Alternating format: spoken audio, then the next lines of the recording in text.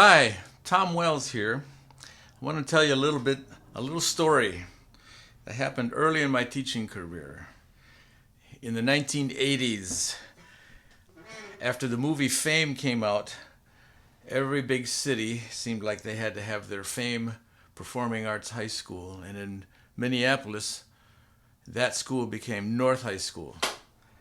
North High School, at that time, did not have a stellar reputation academically.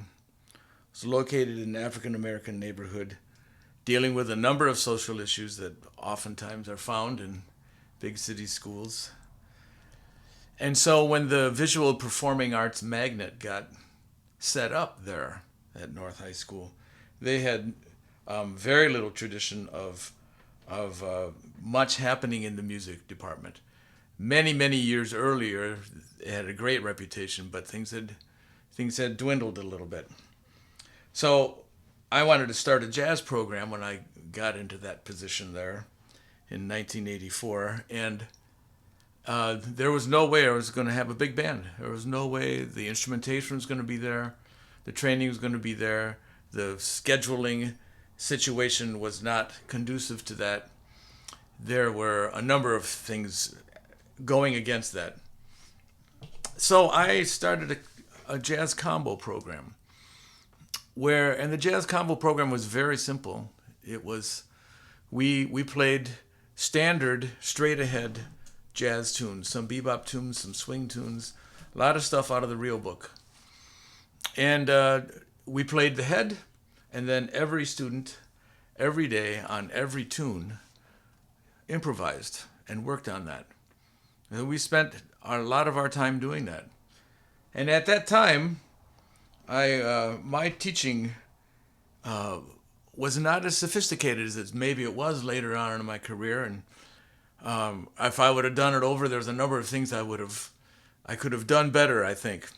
But the big thing we did was that everybody improvised on every tune every day. So I decided to send a tape and enter this McDonald's All-Star High School Jazz Competition that was held at the University of Minnesota in Northrop Auditorium. And I think the year was probably 1987. It might have been 86. I'm not 100% sure.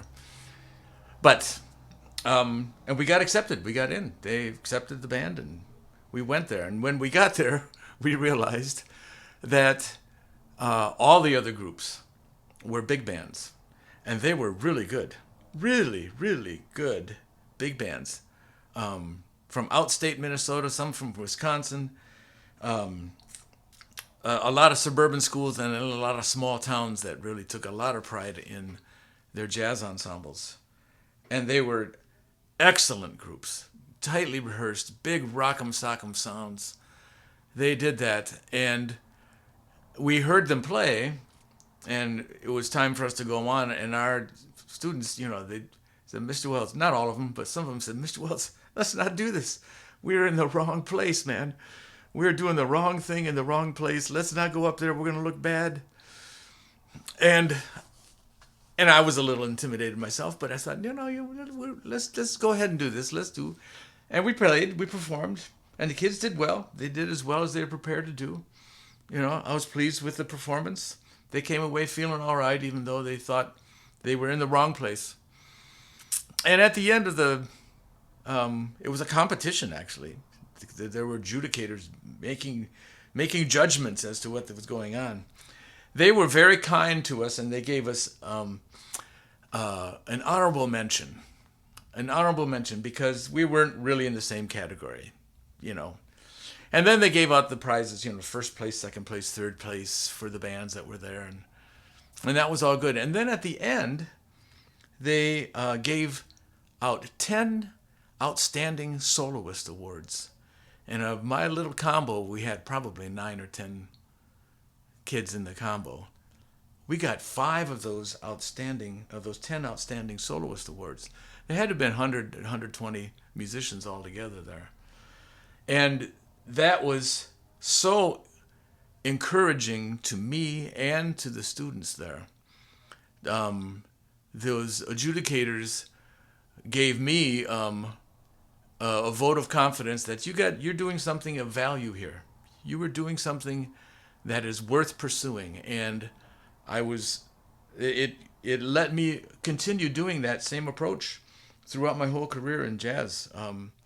Really going for jazz combos. If I had 25 kids in a school that wanted to play jazz, we'd make 3 or 4 combos. We'd let the big band go. We'd sort of let the concert band do big band transcriptions. Since the concert band does orchestral transcriptions and organ fugue transcriptions and transcriptions of lots of other things, movie songs, and the concert band can do big band and jazz ensemble transcriptions too, and they let everybody play it, not just trombones and trumpets and saxes, but everybody play it. So that was my philosophy through teaching, and it has worked well, and I very much appreciate what happened. Out of scarcity comes creativity sometimes.